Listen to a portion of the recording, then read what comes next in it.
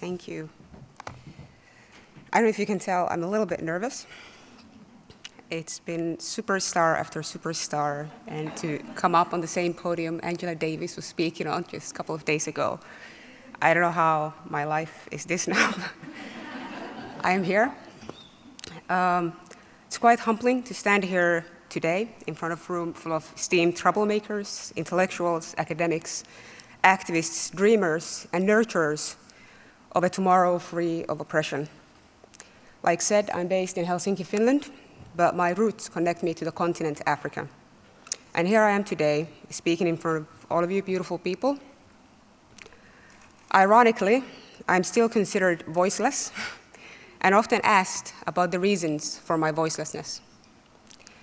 And today I would like to use this space to discuss margins and robbing of those voices. MeToo, also in Finland, has given countless people a platform to use their voices and to name their experiences. It has changed something in our societies. And the backlash has been discussed here as well, so I will not go into that. I remember when I was quite much younger than I am today, and I was taking a first aid class. And one of the things I remember from that class is the instructor telling us that when we come to a scene of an accident, we should always attend to those who are not making any sound, instead of those who are moaning and groaning. And this seemed quite confusing to me. How could I ignore someone who was in pain and screaming whilst attending to someone who was not saying anything? In my years of activism, I've been dragged into countless discussions on different platforms, be it TV, radio, seminars, interviews, often up against people who proudly declare their ideology to be nothing less than fascist. In those spaces, I have felt emotionally violated, but somehow I seem to be the only one who noticed that the balance seemed to be off. Not so long ago, I was invited to participate on a live radio program. My co-guest was a man who identifies himself as a scientist, but I think a fascist would be a more accurate description of what he is. As the discussion went on, this man sitting no less than 1 meter to me, I could practically touch him if I wanted to. He said two things.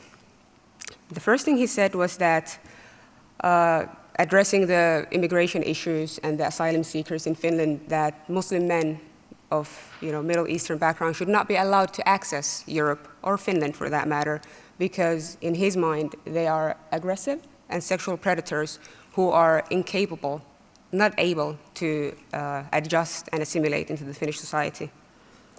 The second thing he said to me was that Muslim women consider sexual violence to be something of a norm, and this is why we do not report it. He looked at his laptop instead of looking at me as he said this. I tried to interject, but he ignored what I had to say about my body and how I view it, because in his mind, I think he felt that he had the authority to explain to me and the audiences what is my relationship with my body, the autonomy I have towards it, and what I feel comfortable and not.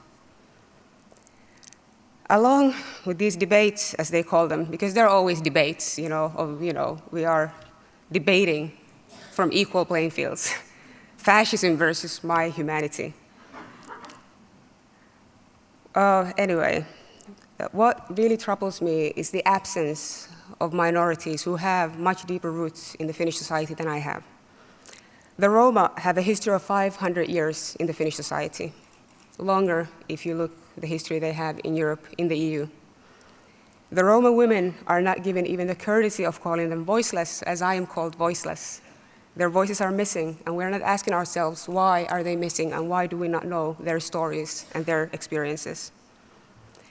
They do not exist in this context of MeToo, and they do not exist in the broader context of gender inequality. And this is not something that happens only in Finland. This is something that happens around Europe when it comes to Roma women and girls. James Baldwin once said, "The story of the Negro is the story of America." I would make the quite bold claim here that the story of Roma is the story of Europe. Nations united not only in the efforts of creating democracies and technology and foundation for human rights that we are so proud of, but also nations united in their disregard for the plight of the Roma.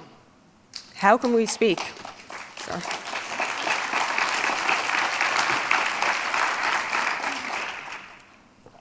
I'm troubled as to how can we speak of sisterhood and not fight for the liberation of Roma women and girls. The stereotypes and the stigma regarding this group are so deeply rooted, some of the even more progressive people will claim that they are responsible for the discrimination against them, for their marginalization. It's somehow self-inflicted. How are the Roma women, Roma girls in Europe today? Are they free of sexual harassment? Are they afforded the same rights of having a genuine voice and choice over their bodies and lives? We, as people who are referred to as women, need to discover what solidarity means. The only European-based indigenous group recognized by the EU are the Sápmi.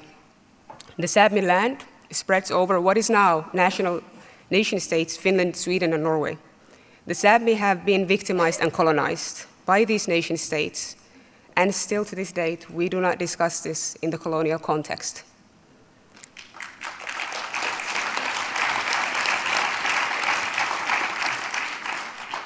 And again, I'm troubled in the discussions around MeToo and the changes we wish to see and to birth into reality, but we are still not ready nor willing to hear all of these stories.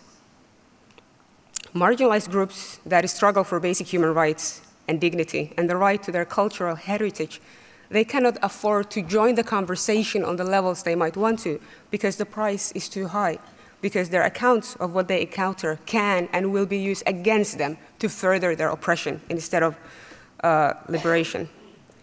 And for this movement of MeToo, or any social movement, to be radical enough to succeed, to be rooted in our societies, we need to set out to liberate everyone. And I believe it's Fannie Lou May who said, "No one is free until we are all free." The MeToo movement also sometimes makes me question, is it all about what we recognize as a woman? What is recognizable woman?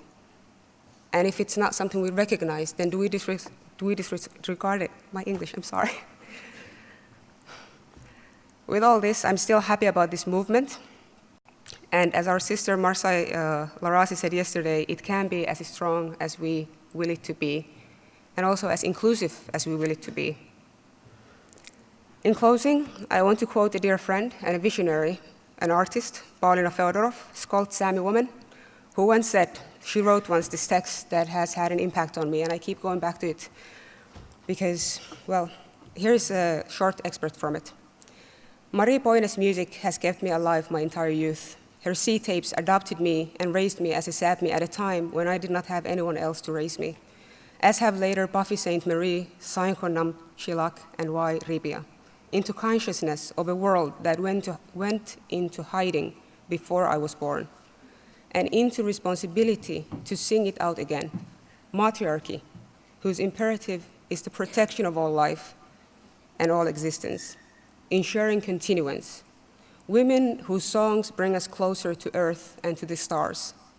I need those songs to know how to be human, how to be person. This is a quote from Paulina's text. And for me, I need my sisters, my community, to know how to be a human and to be free. Thank you for your attention.